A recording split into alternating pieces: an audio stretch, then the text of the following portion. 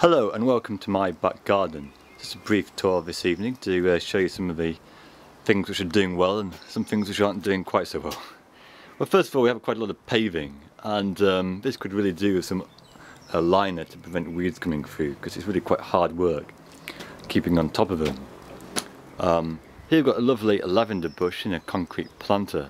Lavender is really great value. This bush has been going for about 4 or 5 years now, and very nice colour and scent. Getting a little bit leggy, woody at the bottom, but it's just about to start growing again. Here we've got a little apple tree, not quite yet in bloom, and some ivy is covered at the base, which is fine, although you have to keep on top of it to prevent it climbing up the tree and smothering the tree. Here's well, you always have a bit of a garden where you don't really clear up properly. It's just an interesting thing. I had put this bucket in a few years ago, and there's actually a frog lives in there, and you can't quite see it now, but it's very nice to have a frog in the garden. It eats a lot of slugs and things, and nice way to keep the slug population down. Here we have a lawn. You could say it's a bit of a wildlife lawn. It's not cut too often, and if you look closely you'll actually see quite a lot of weeds, and also primroses and daisies growing in the lawn. Here we've got a few primroses and tulips, nice bit of spring colour. Here, well, again, a lot of self-sown forget-me-nots, which provide a nice bit of colour at this time. You just scan over. Now this is a corner of a garden, got a lot of herbaceous perennials just about to flower or flower in a few months' time. Not so much interest at the moment, but coming soon. Quite keen on these ornamental acers. Got lovely leaf texture, and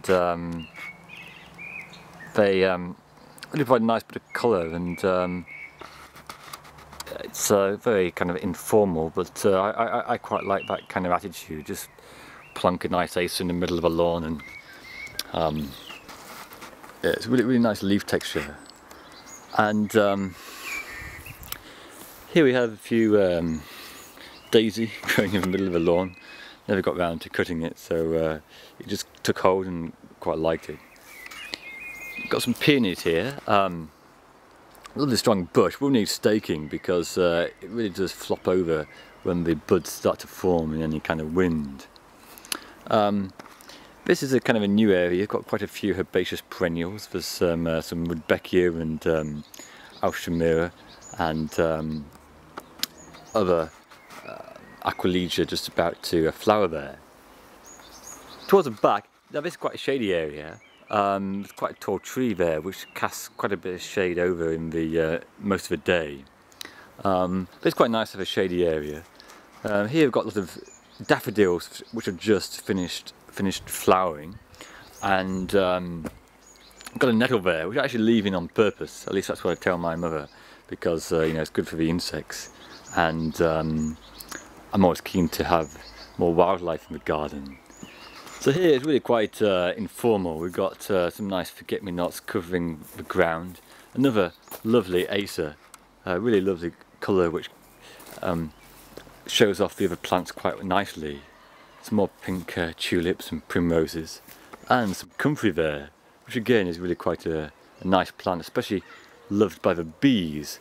So if you like the sound of bees hovering around in the garden, really great plant. Also makes a very nice thing to put on a compost heap, because there's a lot of nitrogen in there. So it's always nice to have a bit of activity in the garden. You can see a few bees happily hovering around there. At the back, well, maybe the less said the better, but just a few things I never got round to taking to the tip. And again, some more daffodils just finishing flowering. This is a view from the top end of the garden. You can see kind of an informal structure, and that's a compost heap. Problem there really is it gets a bit dry, so I really ought to water it more often, but if you can just see here, huge conifer, which really is not the best thing to have in the garden. It's okay because it's only one. Well, anyway, I hope you've enjoyed the tour of this garden. and maybe later we'll have some more to when there's more colour later in the year.